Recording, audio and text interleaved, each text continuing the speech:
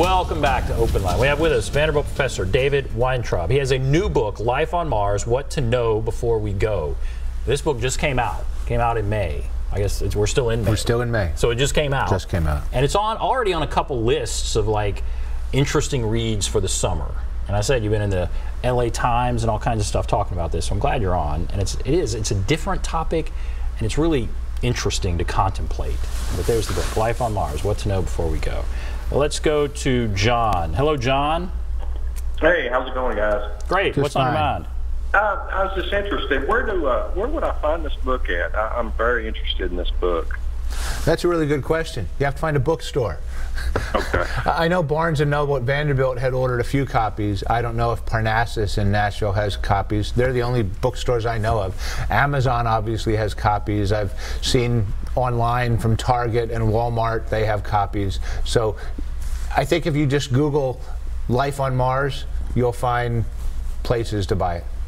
Oh, all right. Thanks a lot. I appreciate that. Yeah, I'm going to definitely have to read it. This is very, very interesting. You was talking about Russia earlier. How do we know that Russia is not already ahead of us on this? I think it would be very hard for Russia to hide their ability to do that. Russia doesn't have any big rockets that can get to Mars anymore. They don't have as robust a space program as they had when it was the USSR.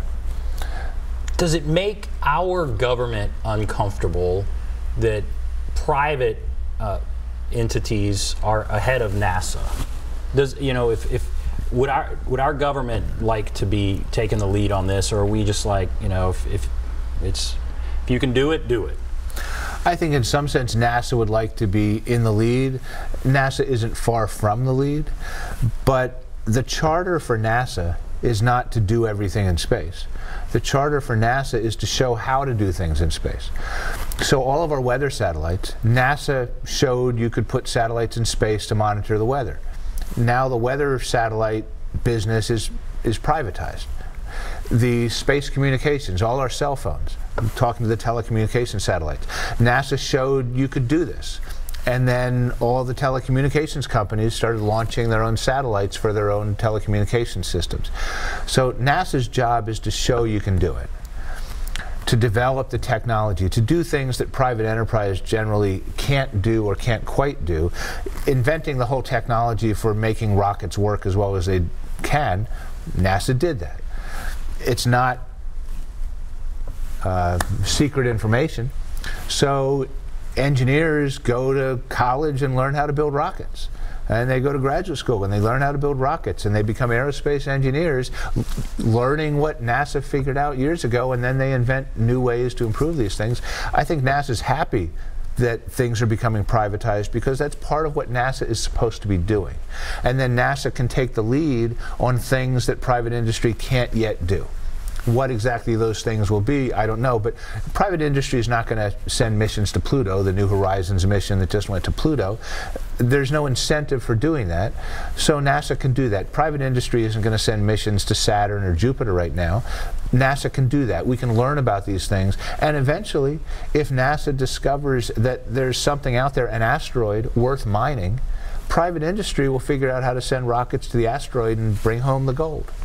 Interesting. All right, let's go to Brian. Hello, Brian. Hey, yeah, Russia, they still have their big rockets they always had, but their big rockets were never big enough to go to Mars. They've always had the biggest and strongest rockets, except for the Saturn V, which we had. But their big ones, I don't know what it was called, the one that put up Soyuz and Mir, they've always been big on brute thrust, the Russians. They've never been that sophisticated with their computer technology, the rockets. They should sure put them up there. So I think that there would have to be a Russian-American team along with the Europeans, and then throw in some business guys like Elon Musk. And Elon Musk wants to nuke the polar ice caps of Mars, which would work. Then all you got to do is throw around this netting around it, kind of like you do when you seed grass in the lawn, and then you throw down some, I don't know, amino acids or ammonia. And they say that's the way to speed it up, from what I heard.